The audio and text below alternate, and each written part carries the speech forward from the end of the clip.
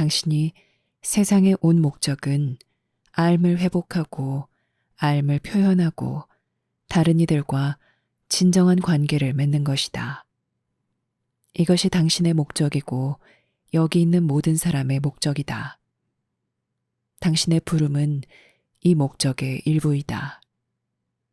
삶에서 나온 당신의 큰 일은 당신의 부름으로 명백해진다. 당신의 부름은 암 안에서 준비할 때 나오고 암에 준비되었을 때 나오며 당신 내면에 있는 암과 결혼하는 데서 나온다. 이때 다른 이들과 진정으로 결혼할 수 있다. 당신의 부름은 세상에서 실행해야 하는 특정한 일들을 나타낸다.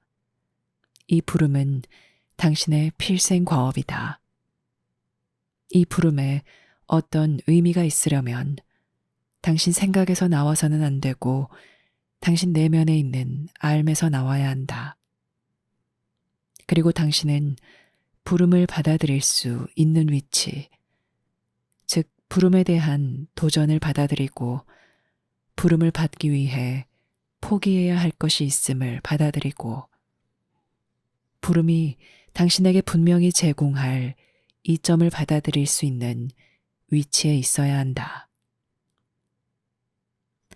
당신은 목적을 지니고 세상에 왔다. 당신 성장 과정 중 특정 단계에서 당신의 부름이 삶에서 드러날 것이다. 이 드러남이 있기 전에 당신은 자신이 세상에서 누구인지, 세상이 어떻게 되어야 하는지, 자신이 무엇이 되어야 하고, 무엇을 소유할지, 다른 사람들이 무엇을 해야 하는지 등에 대한 거창한 관념들을 구축했을지도 모른다.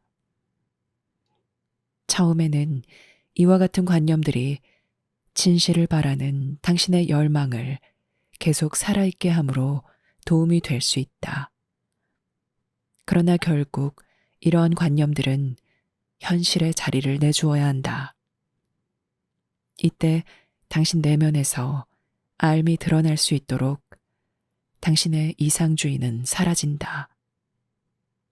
이것은 희망이 사라진다는 뜻이 아니라 단지 이제 희망이 표현될 수 있는 실질적 기반을 갖는다는 뜻이다.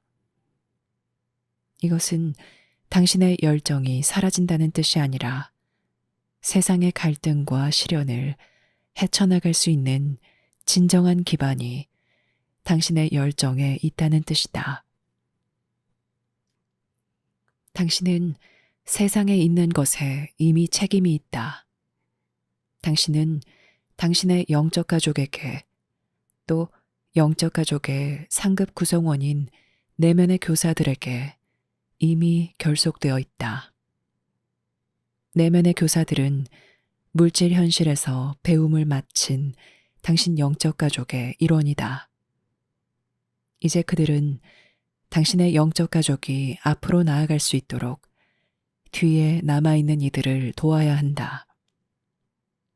그러므로 당신은 이미 저승에 있는 당신의 영적 가족과 목적을 공유하고 있다.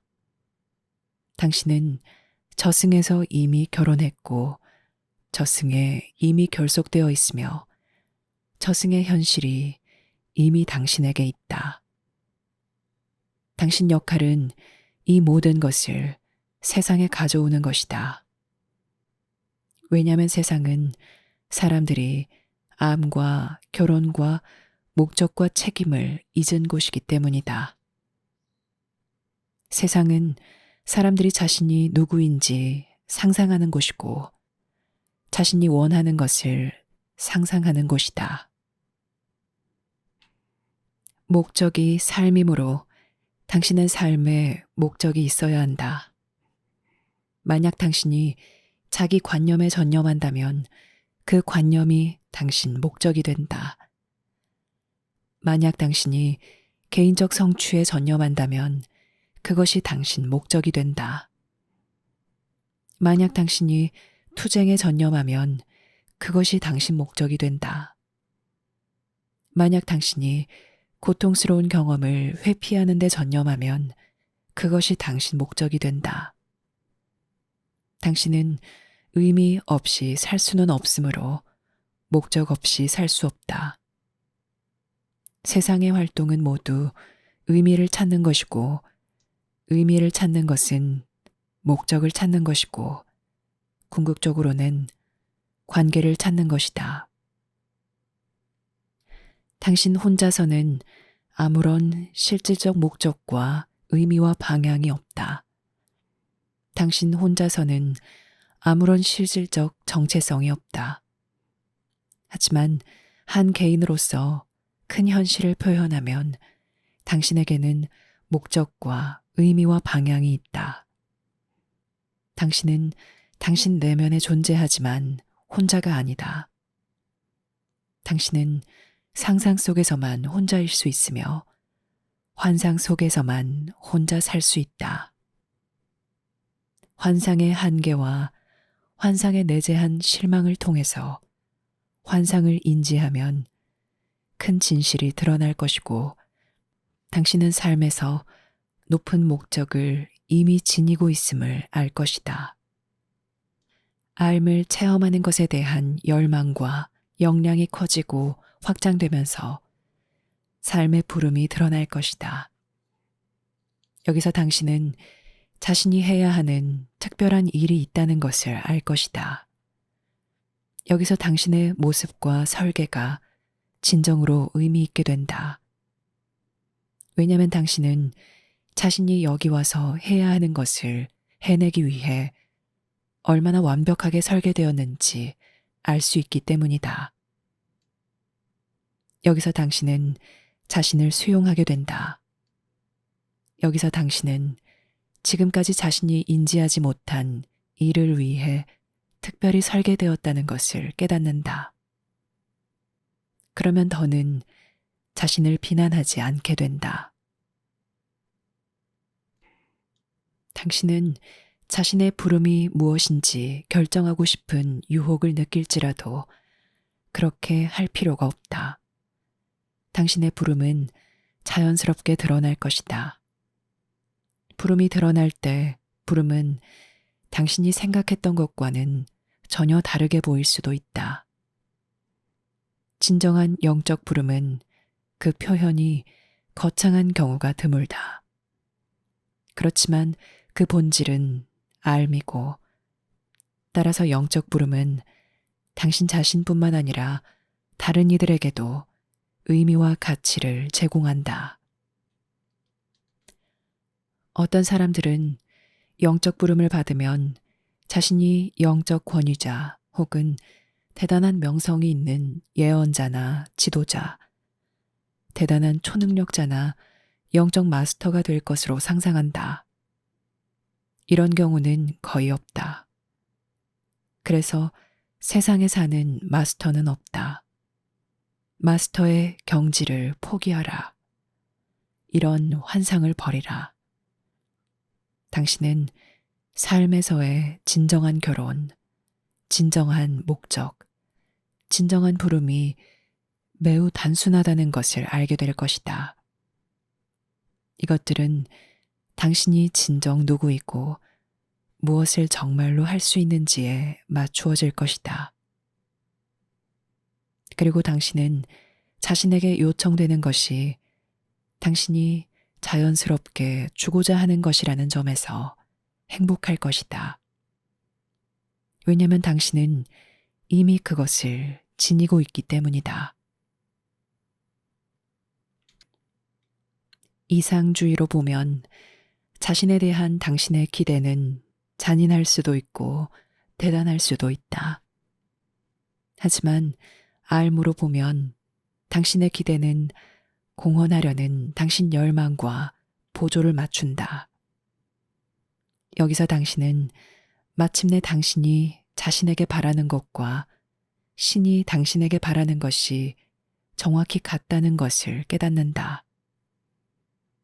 그러나 이것은 오직 알을 통해서만 깨달을 수 있다. 이것은 오직 여기서 설명하는 필수적인 진보와 성장을 통해서만 깨달을 수 있다. 높은 목적에 대한 당신 경험이 어느 정도 성숙하면 당신의 부름이 드러난다. 그러나 당신이 자신의 부름을 이행할 준비가 되었을 때만 이 부름이 드러난다는 것은 매우 중요하다. 만약 당신이 부름을 이행할 준비가 되기 전에 부름이 드러나면 당신은 큰 혼란과 좌절을 느낄 것이다. 그것은 당신에게 큰 문제가 될 것이다. 그래서 신의 큰 계획은 당신이 준비되었을 때 부름이 드러나도록 설계된다.